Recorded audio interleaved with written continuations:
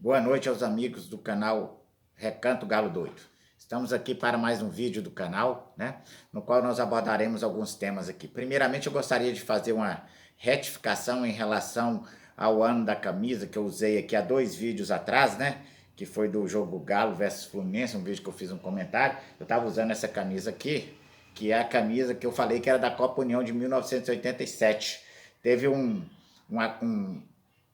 um membro da audiência, um membro do canal, que me mandou uma mensagem, o Paulo Emílio, se fui, eu gostaria de agradecer a ele, falando que não, que essa camisa era da década de 90. Eu fiquei impressionado, porque eu me lembro de ter comprado essa camisa há muito tempo, né?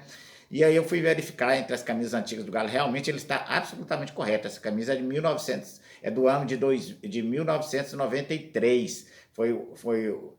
Esse ano, e não de 1987, que seria a Copa União. Então eu realmente estava enganado. E obrigado aí pelo comentário, Paulo Emílio. É, em relação aos jogos de hoje, ficou definido, né? O Galo está em possibilidade completa, agora inclusive matemática, de conquista de título, né? Com o empate de ontem que o Galo teve e a vitória do Flamengo e a vitória do Corinthians hoje. Então isso já era mais ou menos esperado, hoje só houve essa confirmação dessa impossibilidade de título do Galo, né? Mais um ano na fila que nós vamos ficar aí. A respeito também da entrevista que a gente viu aí, que foi muito discutida aí do Sampaoli nesse último jogo, né? Claramente, para mim, foi uma entrevista de despedida, né? Para mim está bem nítido isso, né? Que ele não vai ficar, e saiu também um vídeo aí do Jorge Nicola, né? Que é ex-comentarista da ESPN, que agora mantém só o canal dele de YouTube, né?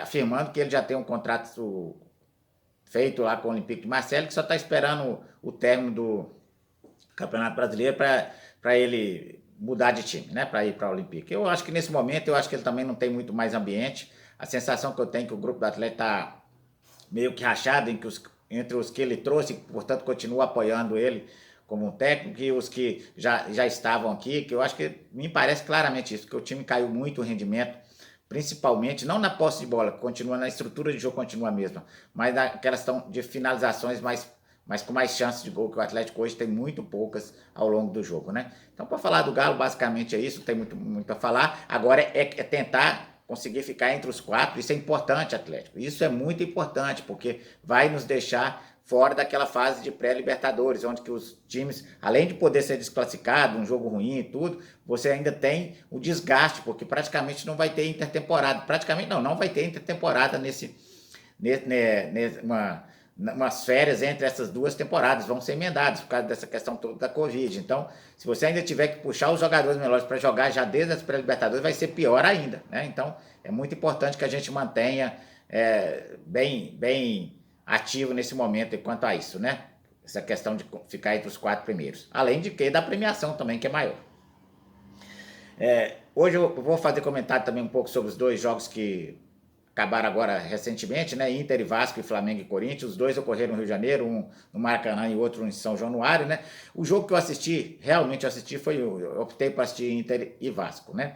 E o Inter e Vasco, o Inter começou de uma forma assim avassaladora, pressionando a saída de bola do Vasco, recuperando as bolas, e portanto estava sempre perto do gol. E logo no início do jogo ele fez um gol que foi que não teve a confirmação do VAR, porque incrivelmente o VAR teve um problema lá no sistema dele, então não foi uma falha, vamos dizer assim, humana, era uma falha da máquina que não estava funcionando, não estava calibrada as linhas, segundo a informação na TV, e portanto valeu o que foi colocado pelo campo, né, pela arbitragem.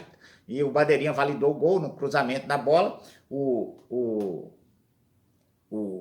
Rodrigo do Inter, né? Aquele cabeça de área, Rodrigo Dourado, ele subiu bastante, cabeceou. Assim, a impressão que a gente tem é que realmente é um lance muito ajustado, teria que ter um VAR para definir, mas se estava impedido era muito pouco, se não estava também era por muito pouco. E o certo é que o gol foi validado, né?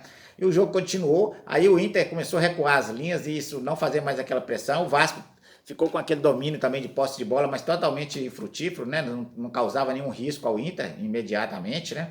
E o que a gente tem que ver é que o Internacional não estava aproveitando esses momentos que o Vasco partia para o ataque, porque ele recuou tanto que não tinha mais contra-ataque, né?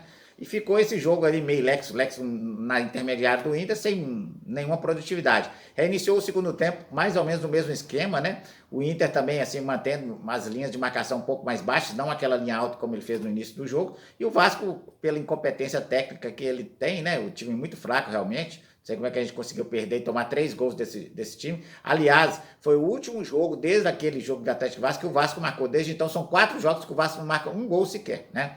E assim o jogo permaneceu, até que aos 30 minutos, mais ou menos, 31 minutos do segundo tempo, tem um lance assim que para mim foi um absurdo, né? O jogador do Vasco recebe a bola na entrada da grande área, né? O Benítez, aquele jogador argentino, e ele faz uma linda enfiada pro Cano, e o Cano na cara do gol, ele tropeça no próprio pé e chuta a bola para fora, assim, mascado, sabe?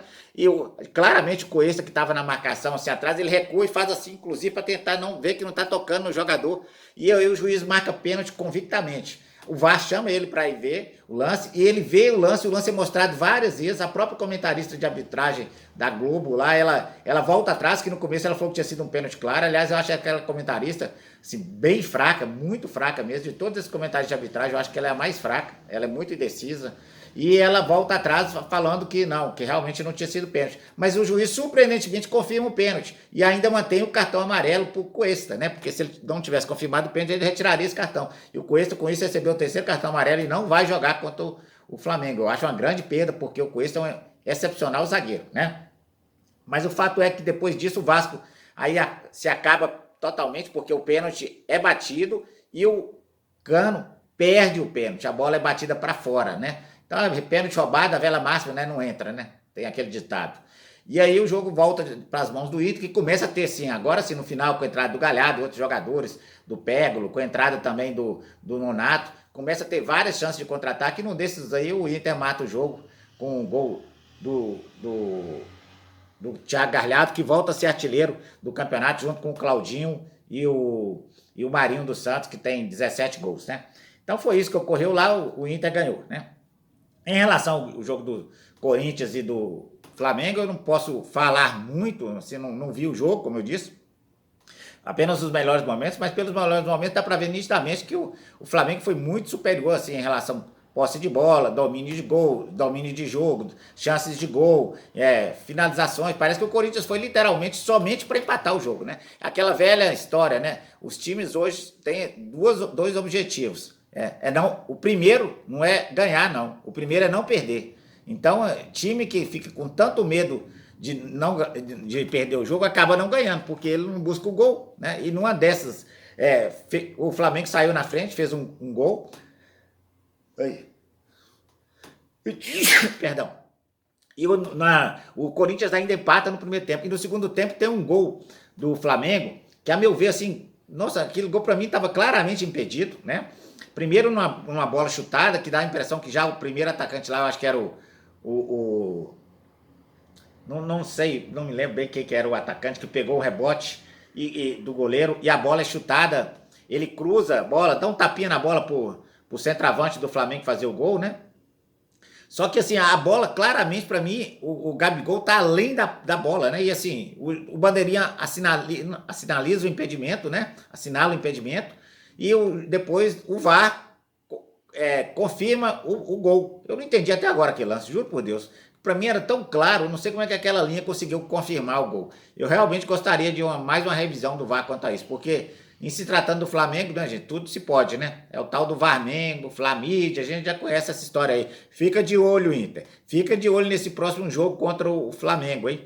Porque o que puderem fazer para prejudicar você e ajudar o Flamengo, eles irão fazer, né? E eu torço muito por vocês, queria declarar e conclamar toda a torcida atleticana agora a torcer pelo Internacional, né? Que é o time fora do eixo e que merece o campeonato, né? Então é isso aí. Pra cima deles, Galo, pra cima deles, Inter. Vamos junto. Um abraço. Tchau, tchau.